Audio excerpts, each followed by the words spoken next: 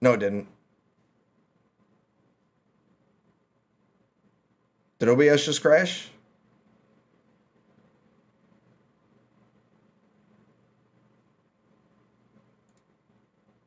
Doesn't look like it. Still says I'm live. What is my computer doing?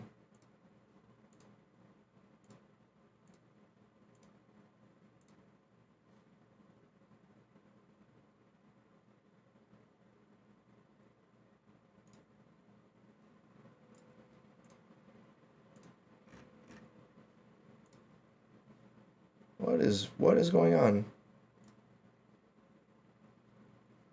Ah, whatever. It's fine.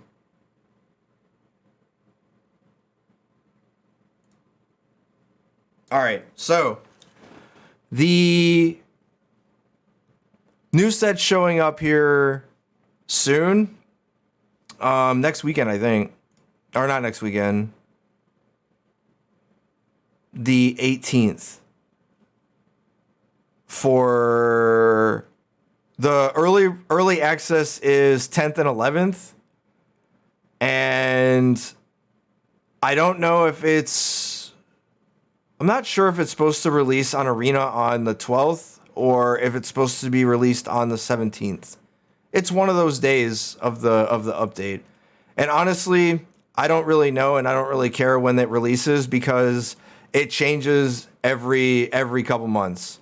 First it was Paper gets their release first, and then they changed it, and then Arena got their release a week early, and then they did it together, and now I have no idea. So this is the graphic that I found. So if somebody wants to link what the actual thing is, go right ahead, because I don't know. So, but we're going to go through Wooburg, multicolor and colorless with the lands in the colorless portion, and give constructed playability with some honorable mentions, maybe in the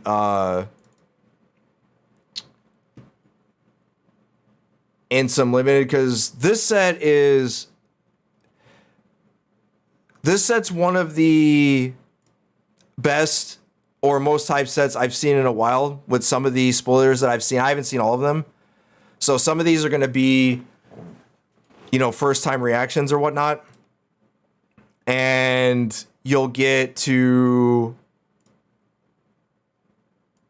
see those reactions. So without further ado, it's going to be first we'll go with white, then blue, then black, red, green, multicolored, colorless with the artifacts and lands together. This set was one of the hardest to parse in what is going to be constructed playable and what isn't. So instead of the majority of content creators doing their top 10s, top 25s, or what they think or what I think is the best, I'm just going with what I felt were the closest to constructed playability. In standard specifically, this set makes me want to play standard again. I was playing Explorer and a lot of historic. So with the banning of Meat Hook Massacre and the new set, aggro, and it looks like creature decks are going to be better than what they're advertised. With a whole new set of aggro cards, because that's what it looks like. The set seems powered down, at least for creatures, and spells are way up, so we'll get some balances or whatnot. But all right. So, Calamity's Wake. 1 white, 1 colorless, instant, exile all graveyards. Players can't cast non-creature spells this turn, and then it exiles itself. Usually, you get effects like this stacked onto permanents, but this doesn't seem that bad considering that you can do this on upkeeps, you can do this on your turn. and use this to stop enchantments or artifacts or whatever that are non-creatures. Exiling the graveyards is like one of those things that you get once a set, but we have so much graveyard hit incidentally with Unlicensed Hearse and Graveyard Trespasser and Corpse Appraiser and many others that do so. Exiling all the graveyards doesn't seem that great, but when you got extra stuff tacked on, like they can't play opponents, it says players. So once you cast this, you can't cast any non-creature spells either.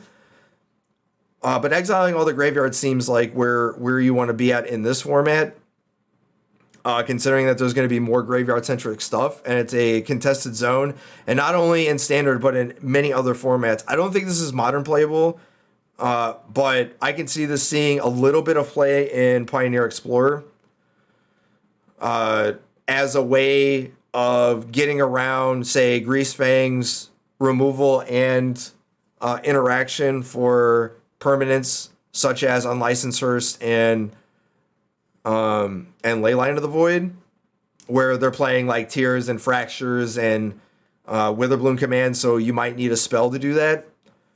But in Standard, I think you got too much already with the creatures that have incidental graveyard hate, but effects like this always seem to creep up in 1s and 2s, and when you have so many spells that do it, it's possible that you can see this as like a diversified threat card that you have in your sideboard, as opposed to, instead of playing like, 4 of something, you're playing 2 of, and you're playing like 1 of this and 1 of something else to kind of like diversify your threats. I can see where that's it, but anything else is, this seems all right. Better than not seeing play at all. Disenchant is back, and at first glance, most of the time, these type of effects are not constructed playable. Disenchant is much, much different than when it was obviously since the beginning or the dawn of time, since 93, obviously.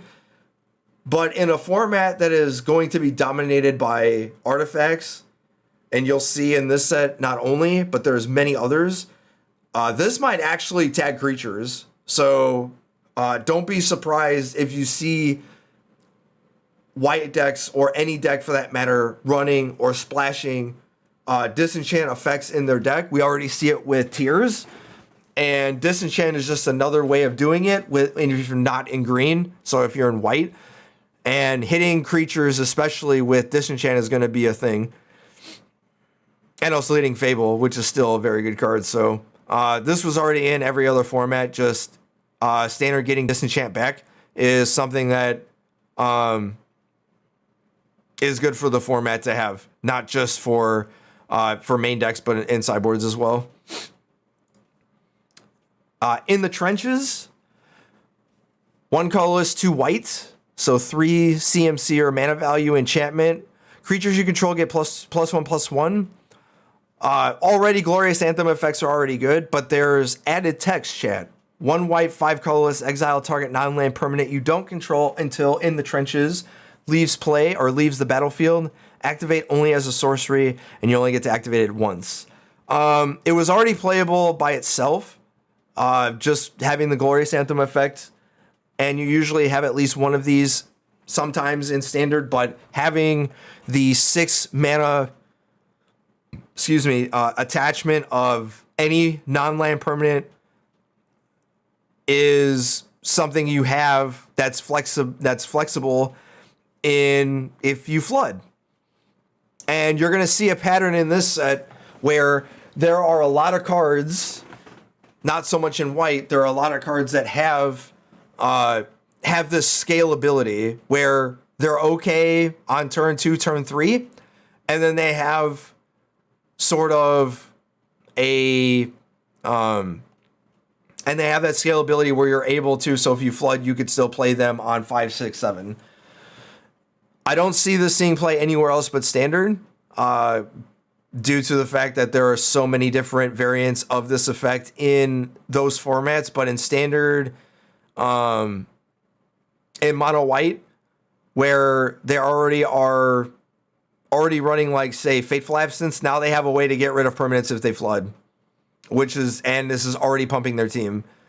This has a little bit of contention with Wedding Announcement, which is probably the premier 3-drop that eventually gives +1/+1, but it also allows you to draw cards. This one allows you to remove stuff. So we'll see if this sees play or not. I could see it in certain decks where you're just trying to go wide more than trying to go tall, which is what mono white does, more trying to go tall than wide. So maybe tokens or something, some variant of that. And there's a couple of cards in here that not so much go along with this, but other stuff that goes along with something of giving your whole entire team +1/+1, while also having a removal attached to it, which is good on a permanent. So we got a cycle of rare commands. This is the white one. Kyla's command, 2 white, 1 colorless sorcery, choose 2, create a 2/2 colorless construct artifact creature token. Put a +1/+1 counter on a creature you control. It gains double strike until end of turn. Search your library for a plains card, reveal it, put it into your hand, then shuffle and then you gain 2 life and scry 2. I don't know if this is good enough. Usually with commands, the reason why they're decent, at least the previous ones, is that you had 4 modes, 3, 4, 5 modes, however many modes. And the ones that say choose 2 were every mode dealt with something. This one is you get a 2/2 for 3, possibly a 3/3, but it gains double strike, doesn't matter. Or you get basically all these effects are off curve. They're usually 2s, not 3s. So like you gain 2 life, scry 2 is a 2-drop, for example. So you're getting 4 mana of stuff for 3, but at sorcery speed, and they're sort of medium. So like a 2/2, the best ones on this mode are +1/+1 counter and double strike and search your library for a card, but like a basic plains, by the way. I don't know if this is worth 3 mana at a sorcery, especially this one, but the only part of this that is okay is double strike. So like we have a lot of prowess creatures and a lot of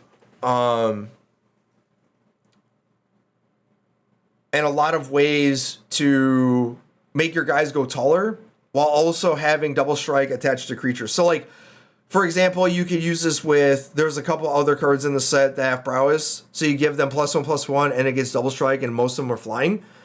And you might need to gain 2 and scry 2 to keep card filter and card selection. But like the 2/2 and the search for a plains at 3 mana is just kind of like whatever.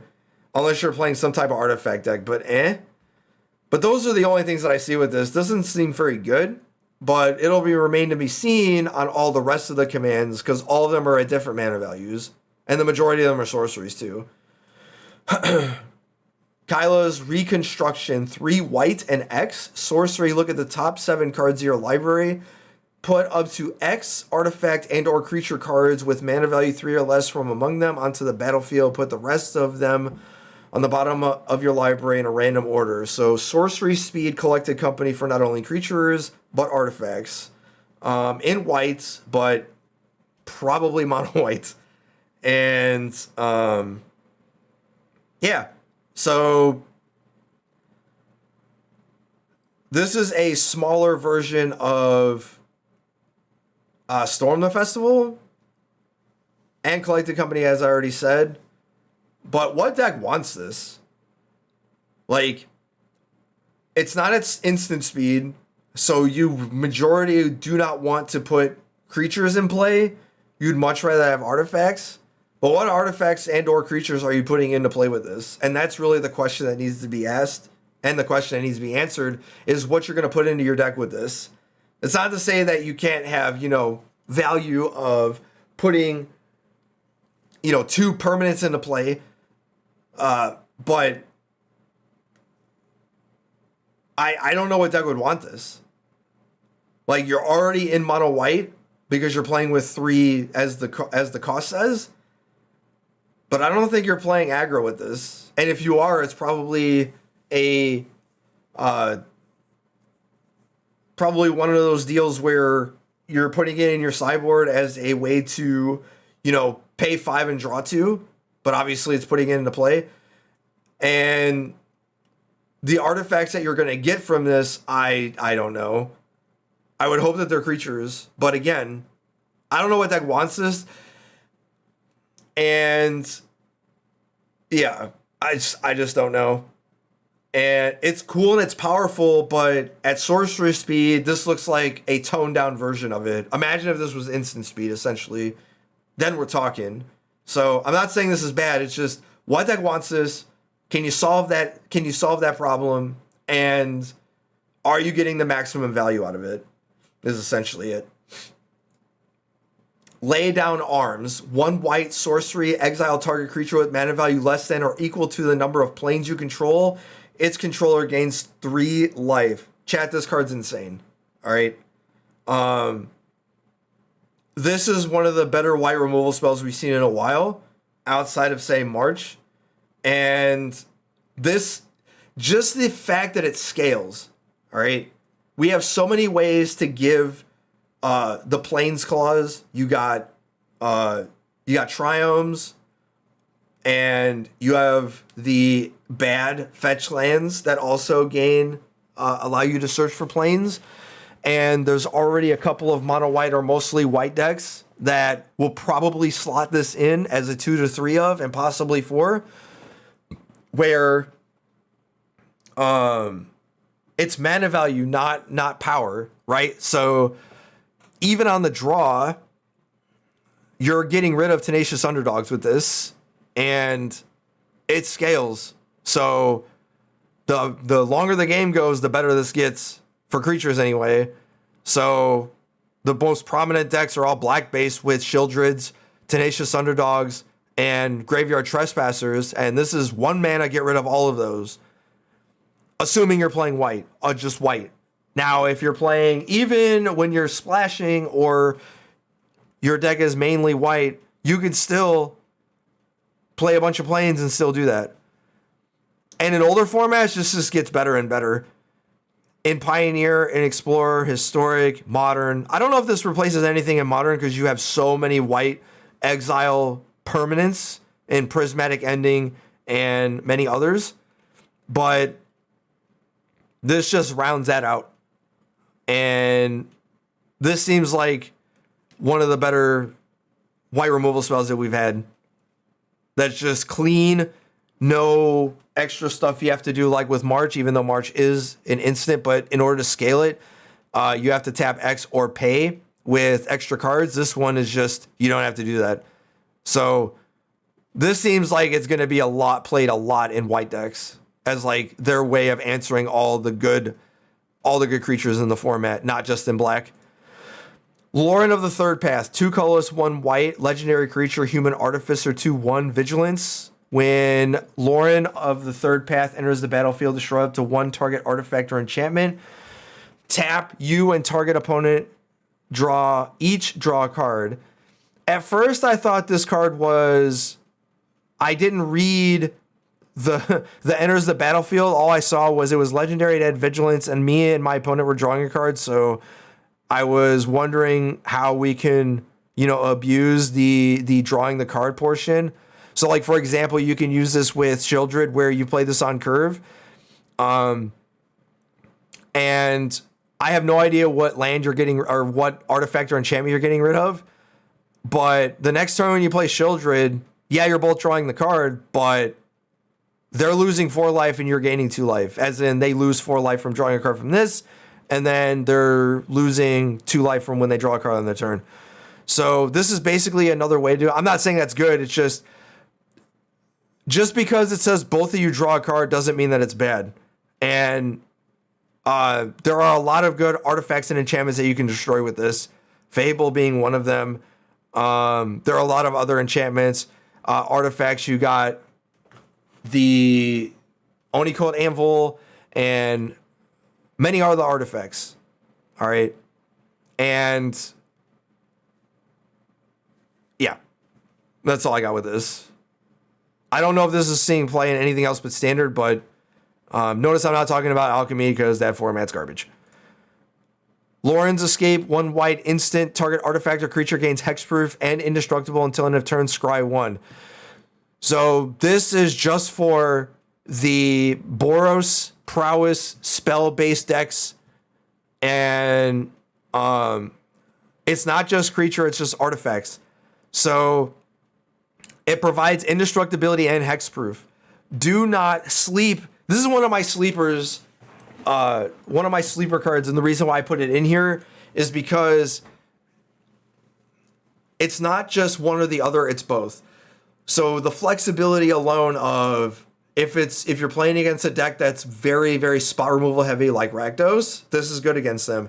If you're playing against blue-white where they're just a bunch of sweepers, then this is still good against them because you have indestructibility. And it only costs 1.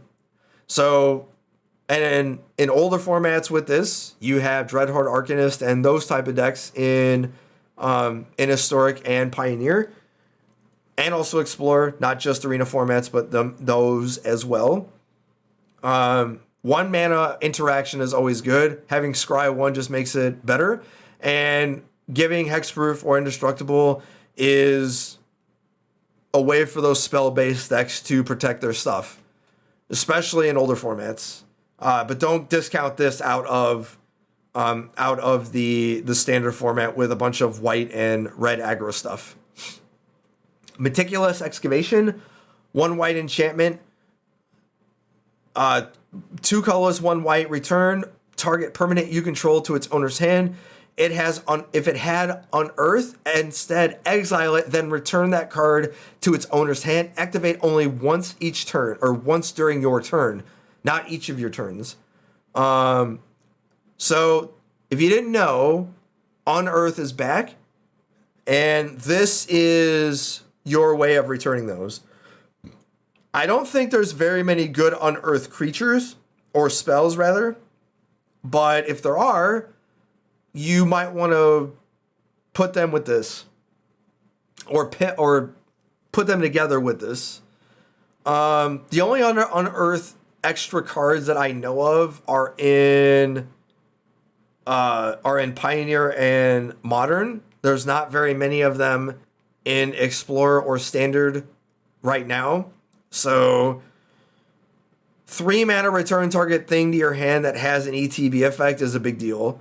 Also an enchantment that might matter in other decks. I just don't know what deck would want this, but being able to continuously return ETB effects that get value when you unearth them from the graveyard is it's not something you should ignore. Not saying it's good or bad, just I can see somewhere in, say, an enchantment-based deck or an artifact-based one, because it is permanent, where it has Unearth, then you get to just get all the value. And it's cheap. Cheap as in you play it on 1, and it only takes 3 to activate, albeit during your turn, and it's not a sorcery speed effect, it's just on your turn. So you can save your own stuff if they try to kill it. All right, so there was... So initially when this card was leaked, it was leaked with probably the early versions of it, or somebody changed it. It was 2 white, 2/2. Well, this is the real one. All right. 3 colorless, 1 white, legendary human soldier. It was a 2/2, now it's a 3/4. During your turn, your opponents can't cast spells or activate abilities of artifacts, creatures, or enchantments. Whenever Myrel, Shield of the Argive, attacks, create X 1/1 colorless soldier artifact creature tokens, where X is the number of soldiers you control. Basically, this card is the curve topper of your soldier deck, and this card is absolutely has that mythic feel of taxing opponents with they can't activate artifacts, creatures, or enchantments.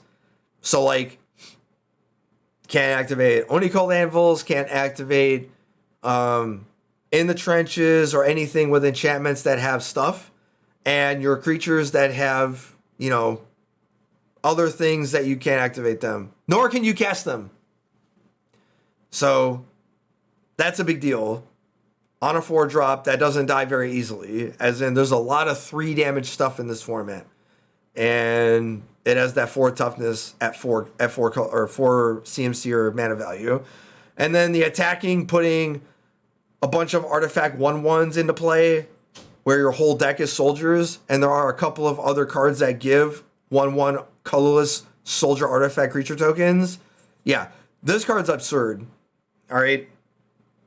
Mostly in standard. I'm not sure about any older format, but this basically is the curve topper for your mono white or blue white or Jeskai or any deck that has a bunch of soldiers in it, because there's going to be multiples.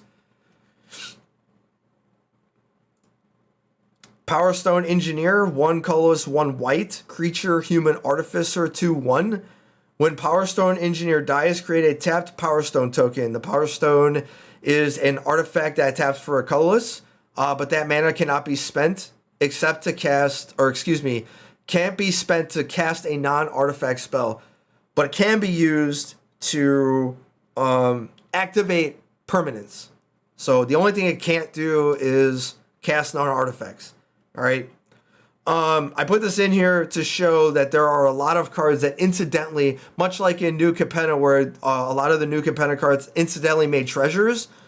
Well, Brothers War incidentally makes Power Stone tokens.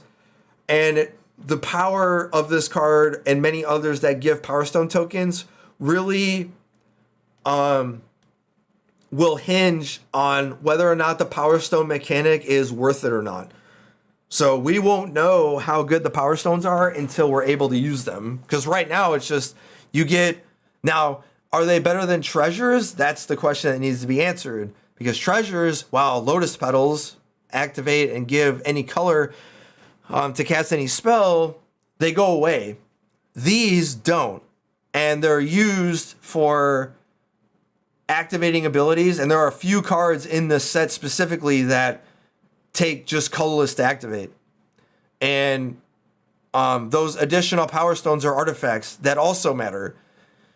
And this having a 2 power to block 2 toughness creatures on 2 and 3, there are a few, to ramp you a little bit, to accelerate you rather, is something that should not be ignored, especially when you can have a bunch of these.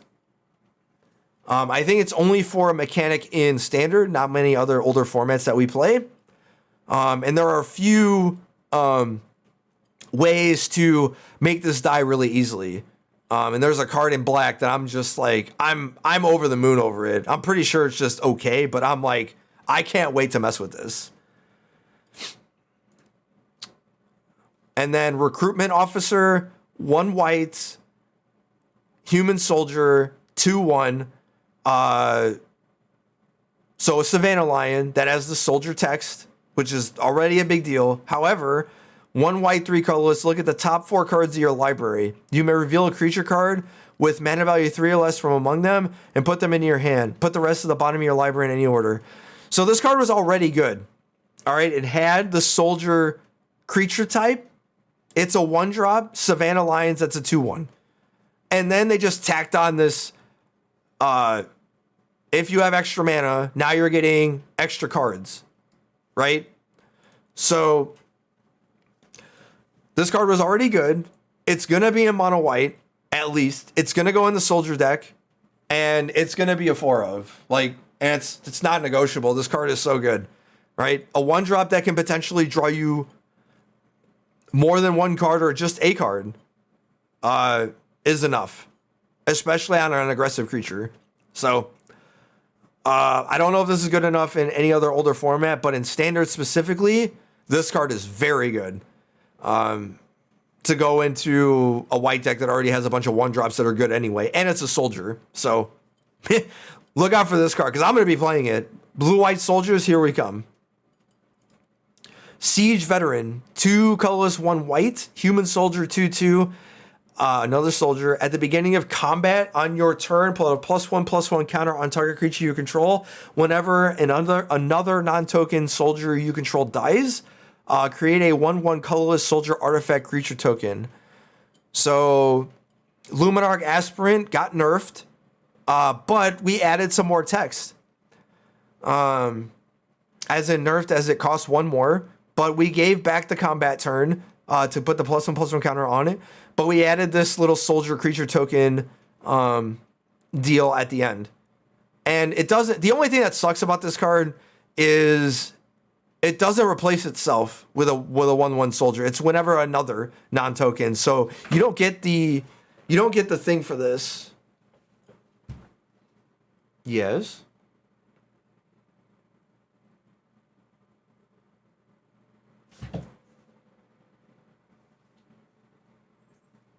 What?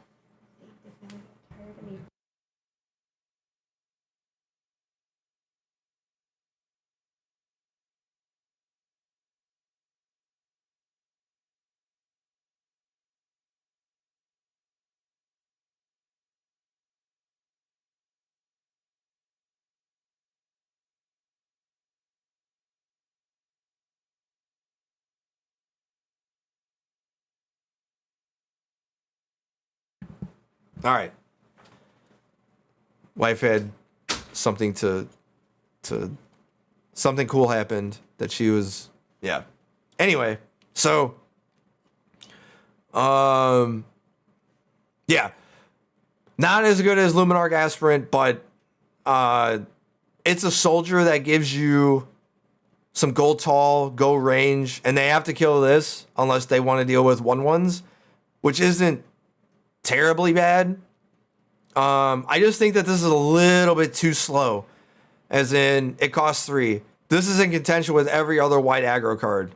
Wedding Announcement, Adeline, which isn't a soldier, by the way, and many other 3-drops. So the real question is are you going to play this over certain cards like Adeline or Wedding Announcement or some other cards that we're going to talk about here soon at the 3 spot? And other cards that we were playing in the 3 spot too. So are you going to play like Into the Trenches over this? Are you going to play Wedding Announcement or Welcoming Vampire? There's so many 3-drops in the format that you got to decide which ones you're going to play. And at what point is this good enough? So it'll remain to be seen. And basically that's how this whole set is it's a bunch of good, not great, not bad, not below average. It's just like good cards, and you have to decide which ones. And that's the type of format you want. You don't want these formats that just go, here's Teferi Time Raveler, it's the best card, and it's not even close, and you should be playing 4 of them. That's too easy, and that's like gives away what cards are good. There should always be options, and there should always be things that you should be playing, and they should be interchangeable with metagames. There should be staples. I'm not saying that there shouldn't be. Just there shouldn't be 9 billion of them, as in the whole deck makes itself.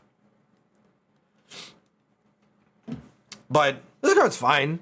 2/2 for 3 is kind of I think we could do better than this.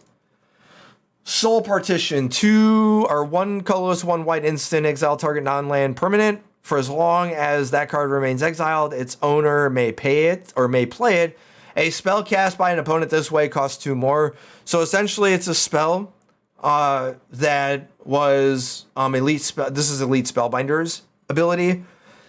And this is in contention with Fateful Absence and many other 2-mana removal spells. The thing about this card is the majority of the player base believes that this is a good blink effect. I just don't see it. If you're going to play a blink effect, I want it to come back into play without me having to recast it. This is like a bad blink effect. It's like you're playing so imagine that you played a 2-drop, right? And the next turn, because you have to untap, and like you get to play this on your own thing, you essentially tax yourself 2 mana to do so. If that makes sense. You essentially, you don't get the clause, obviously, because you're not the opponent, but you paid the 2 mana up here to do the same thing. So it's essentially you had to pay 2 mana to recast it. Right? So if you played a 2-drop, now it's a 4 because but invested in 2 different turns. You're investing 4 mana to do 2 things. So this is mostly for the opponent stuff, and like, I don't want them to play the same thing over again, right? Like, I just want to kill their stuff, especially in white. So I put this in here because a lot of people were talking about this on Twitter and were like, this card's so insane. I'm like, I don't see it. All right. It's a bad blink effect, and people will try it, but like, there are better things to do than this. On rate too, like, whatever. Takasi is welcome. I think that's how you say it. 2 colorless, 1 white enchantment. Whenever one or more creatures with mana value 3 or less enters the battlefield in your control, draw a card. This ability only triggers once each turn. So we already have this effect in Welcoming Vampire. However, the difference is Welcoming Vampire is power 2 or less, and it's a creature, and this is an enchantment, and they both only trigger a turn. I think this card's better than Welcoming Vampire, but because it's an enchantment, and you can pair this with Wedding Announcement, and you're getting all the value. So I want to try that with this, where you play this, then you play excuse me, you play this, then you play Wedding Announcement on 4, or we can finally try to play green white enchantments or whatever, where you get where you're playing this with hallowed haunting. And every time you cast, an enchantment, you get a spirit, and you draw a card because it's a mana value 0, stuff like that. This also works with tokens, and I think this just pairs really, really well with Wedding Announcement. That's all I want to do with this, is just play this, Wedding Announcement, Edgar, and like all these things that make just a bunch of fucking tokens, right? And just get all the value, right? I'm pretty sure this is not good enough in any other older format, but I could see this where you're playing nothing but 1s, 2s, and 3s, and you're using this as like value against control decks to refill your hand when they're refilling with threats. But in standard, to me, this is like an all-star in standard, as a sideboard card and as a main deck card. But I can't wait to mess with this with tokens. And then the last card for white, at least for white cards, is Warlord's Elite.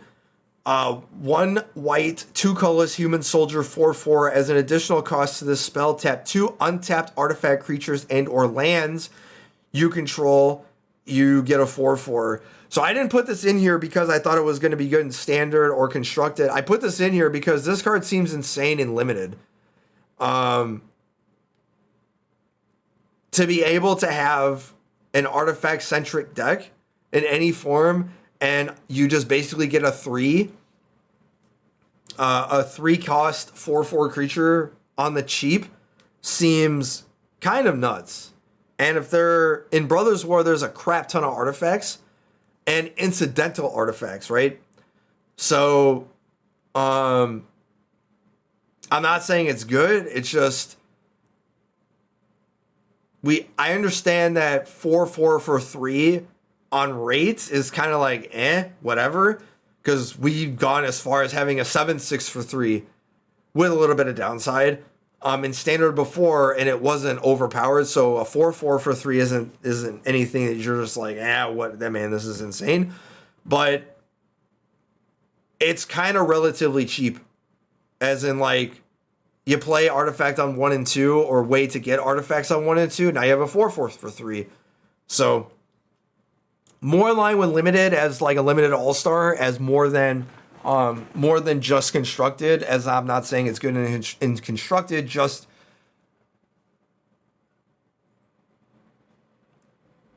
green decks have played Jewel Thief before. All it is a 3 common that gives you a treasure token that has trample and vigilance, I think. Like a bunch of keywords tacked onto a 3/3 common that costs 3. Saw constructed playability or saw constructed play. So don't be surprised if you see this in constructed play. Just a random 4/4 for 3. All right. Those are the white cards. For those on the YouTube spectrum, we will check out the next video for blue, which will be next. Twitchers will go straight into it, and the YouTubers, you'll see it here. You'll see this either today or tomorrow or spanned out over the week. So see you then. Don't forget to do all the YouTube stuff. I need to start saying that in the beginning as opposed to the end. So YouTube stuff's comment, like, comment, subscribe. If there are other cards that you think that are constructed playable, mention those in the comments below. If there's a card that I didn't talk about that you want to hear about, also do that. And yeah, we'll get on to the next one. See you then.